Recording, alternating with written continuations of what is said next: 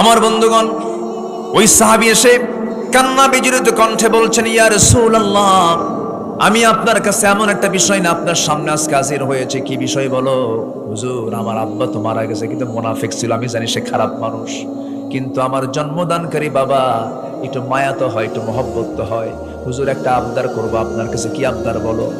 হুজুর, আপনি যদি আপনার গায়ের যদি একটা ব্যবহৃত জুব্বা যদি আমাকে দিতেন, আমার বাবার গায়ে এটা কাফনের কাপড় হিসেবে ব্যবহার করতাম। রাসূল মুস্কি হাসি মেরে বলছেন, সাহাবী, তোমাকে মানা করি কেমনে? তুমি আমার সাহাবী, তুমি চাইছো, যাও, এই জুব্বা দিয়ে দিলাম, যাও নিয়ে যাও। কার জন্য দিলেন? হ্যাঁ, বাবা কেন? নাম আরেকটা পরিচয় আছে, কি বলেন? মুনাফিক। রাসূল জুব্বা দিয়ে দিলেন। নবীর জুব্বার বরকত আছে না? আস্তে জব্বর বরকত আছে না নাই? আছে না নাই?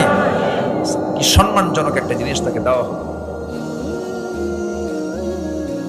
গোসল করানো হলো, কাফনের কাপড় পরানো হলো। সাহাবীর চোখে পানি, বাল্যময় স্মৃতিগুলো তার সামনে বারবার উকি মারতেছে।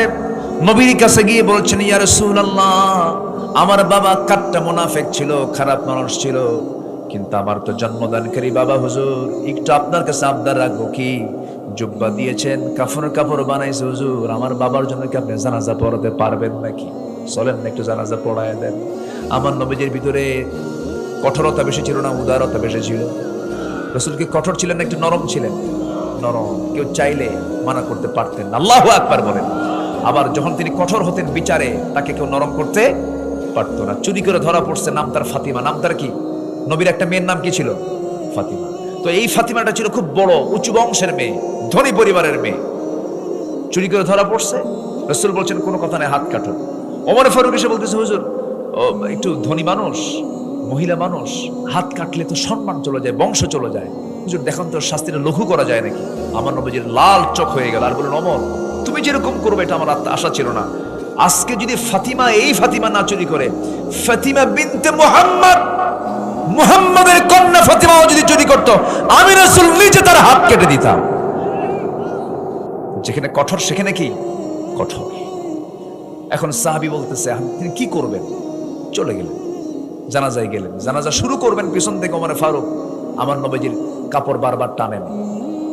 এই সাহাবী ওমর ফারুক রাদিয়াল্লাহু আনহু বারবার জুব্বা টানতেছেন আর বলছেন, হুজুর, মুনাফিকের জানাজা আপনি পড়াচ্ছেন, এটা কেমন হয়ে গেল? আমার রাসূল বলছেন, ও আমার ওমর, তুমিও সাহাবী, এই মুনাফিকের সন্তানটাও আমার সাহাবী, কেমন করে মানা করি? আমার নবীজি জানাজা সম্পূর্ণ শেষ করতে না করতে আল্লাহর পক্ষ থেকে আয়াত নাযিল হয়ে গেল, হে রাসূল, আপনি মাফ চান আর না মাফ চান, আপনি যদি ৭০ মাররাতান ৭০ বারেরও বেশি বার আপনি যদি ক্ষমা চান, মুনাফিককে আমি আল্লাহ ক্ষমা করব না। দেখছেন, নবীর জুব্বাও কাজে লাগলো না, নবীর দোয়াও কাজে লাগলো না। কাদের জন্য বলেন? কাদের জন্য? আর আপনি হাসরের ময়দানে নবীর সুপারিশ নেবেন, এত সস্তা না। নবীর সুপারিশ নেবার জন্য মুনাফিক হতে হবে না ইমানদার হতে হবে? কি হতে হবে বলেন? কি হতে হবে? ইমানদার হতে গেলে সঠিক ঈমান আনতে হবে, এবং ঈমান কি কখনো বিক্রি করে দেওয়া যাবে? আমার দেশে ঈমান বেচে দেওয়া লোক আছে না? বিড়ির প্যাকেট পাইলে ঈমান বেচে দেয়, আছে কিনা? আছে কিনা? আছে কিনা? আছে কিনা? ঈমান বিক্রি করে দেওয়া যাবে না। ছোট্ট একটা ইতিহাস মনে পড়লো আমার এই মুহূর্তে।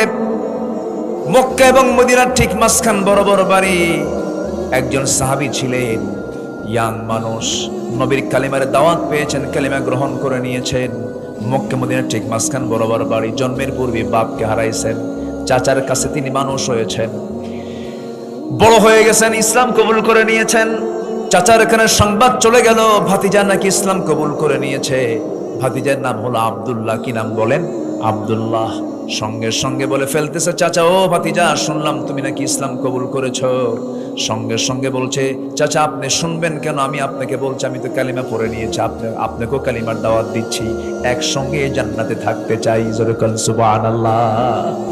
সঙ্গে সঙ্গে চাচা বলতেছে, ভাতিজা শোনো, তুমি যে কালিমা গ্রহণ করেছো, এই কালিমা গ্রহণের ফলাফল কি হতে পারে তুমি কি জানো নাকি? না চাচা, আপনি বলেন। আমার বাপ দাদার বিরুদ্ধে তুমি অবস্থান নিয়েছো, তোমার কি হতে পারে? আমি তোমার সমস্ত সম্পত্তিগুলো জোর করে নিয়ে নেব, তোমাকে বাড়ি থেকে বের করে দেব। মুস্কি হাসি মেরে বলছে, আমার চাচা, আপনি আমাকে যে ভয় দেখাচ্ছেন, আমার ডান হাতে সূর্য, বাম হাতে চন্দ্র, এটাও যদি এনে দেন, ইমান থেকে আমি এক চুল পরিমাণ নড়ব না। যেরকম সুবহানাল্লাহ। আর এই সম্পত্তি নিবেন, নেন, জোরাজুরি করতে হবে না। চাচা খেপে গেছে, রেগে গেছে, জামায় হাত দিলে টান মেরে জামা ছিঁড়ে ফেলে দিয়েছে, লুঙ্গিটা পর্যন্ত খুলে নিয়ে ঘর থেকে উলঙ্গ করে বের করে দিয়েছে। রক্তাক্ত করে ঘর থেকে বের করে দেওয়ার পর এই আব্দুল্লাহ মার দরজায় গিয়ে বলে, মা দরজা খোলো। দরজা খুলেছে, মা আমার দিকে তাকায়ও না, আমার চাচা আমাকে মেরে রক্তাক্ত করে দিয়ে লুঙ্গিটা পর্যন্ত খুলে নিয়েছে ইসলাম কবুল করার কারণে। আমি ইসলামকে ছাড়তে পারবো না মা। দেখো তো ঘরের মধ্যে কোনো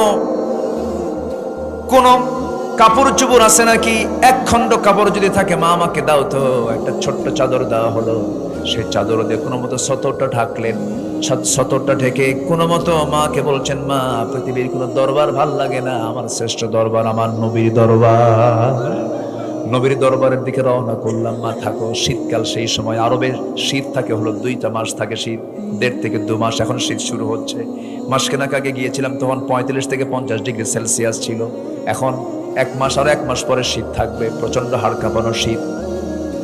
এই শীতের ভেতরে প্রায় 200-250 মাইল পায়ে হেঁটে হেঁটে ওই সাহাবী রওনা দিয়ে বহু সময়ের ব্যবধানে মদিনায় পৌঁছে গেলেন। ফজরের একটু আগ দিয়ে নবীর সামনে দরজায় গিয়ে নক করছেন। রাসূল দরজা খুলেই দেখেন থরথর করে কাঁপতেছে এক যুবক। চেহারাটা সুন্দর ছিল। রাসূল নগ্ন দেহ দেখে কিচ্ছু বললেন না, ভিতরে চলে গেলেন। আমার নবীর ব্যবহৃত সুন্দর 2টা জুব্বা হাতের মধ্যে নিয়ে বলছে, যুবক তাড়াতাড়ি জুব্বাটা পড়ো, প্রচন্ড ঠান্ডা, তোমার গায়ে ঠান্ডা লেগেছে। জুব্বা পড়ায় দিলেন। রাসূল বলছেন, ও সাহাবী আব্দুল্লাহ, তোমার কি হয়েছে বলো হুজুর? দিন গ্রহণ করেছে, এর জন্য আমাকে বাড়ি থেকে বের করে দিয়েছে, লুঙ্গি পর্যন্ত খুলে নিয়েছে। রাসূল বললেন, তোমার চাচা করেছে তোমাকে উলঙ্গ, আর আমি তোমাকে আমার জুব্বা দিয়ে আমি তোমাকে ঢেকে দিলাম। জোরে কোন সুবহানাল্লাহ। খুব খুশি হলেন। এরপরে রাসূল বলছেন, আব্দুল্লাহ তুমি কিছু চাও নাকি আমার কাছে বলো। এবার তিনি বলছেন, ইয়া রাসূলুল্লাহ, আপনি আমার কাছে, আমি আপনার কাছে যে চাওয়াটা চাবো, দুনিয়ার কোনো কিছু চাবো না। আমি আপনার কাছে চাই হলো আল্লাহ যেন আমাকে মৃত্যুর রাজপথ, শহীদে মৌত যেন আমাকে দিয়ে দেন, আমি যেন শহীদ হয়ে যাই। আমার নবী হাত উঁচু করে বলছে, ও আকাশের মালিক আল্লাহ, আমার আব্দুল্লাহর জান মাল তুমি কাফের বেঈমানদের জন্য হারাম করে দাও। দোয়াটা উল্টা হয়ে গেল। আব্দুল্লাহর মন খারাপ হলো। রাসূল বলছেন, আব্দুল্লাহ মন খারাপ করো কেন হুজুর? আমি দোয়া চাইলাম কি, দোয়া করলেন কি? কাফের মুশরিকরা আমাকে মারতে পারবে না, আমি শহীদ হব কেমনে? রাসূল বলছেন, আব্দুল্লাহ তোমার দিন গ্রহণ করতে বড় কষ্ট হয়েছে, দুনিয়া বিক্রি করতে হয়েছে। তুমি কি এই বিষয়টা জানো না? তোমার মৃত্যু যদি বিছানাও হয়ে থাকে, ওয়া ইম্মা তাআলা ফিরাশিহি, শাহাদাতের তামান্না যদি লালন করে থাকো হৃদয়ে, আল্লাহ রাব্বুল আলামিন তোমাকে শহীদের দরজা বিছানায় মৃত্যুর মধ্য দিয়ে দিবেন। জোরে কোন সুবহানাল্লাহ। রাসূল তাকে পাঠায় দিলেন আসহাবে সুফফার ভিতরে। আমার নবীর যে ঘর, যারা গিয়েছেন নবীর ঘর, অনেকে যারা আল্লাহ আর রাসূলের যারা কবর জিয়ারা করেছে, নবীর ঘর হয়ে গেছে এখন কবর। ওই ঘরের সঙ্গী ছিল চতুর্কোণ বিশিষ্ট একটা জায়গা। ওই জায়গায় ওই সমস্ত সাহাবীরা থাকতেন সর্বক্ষণ, যাদের ঘর ছিল না, বাড়ি ছিল না, দেশ ছাড়ছেন, সবকিছু ছাড়ছেন। রাসূল তাদের মেহমান করে রাখতেন।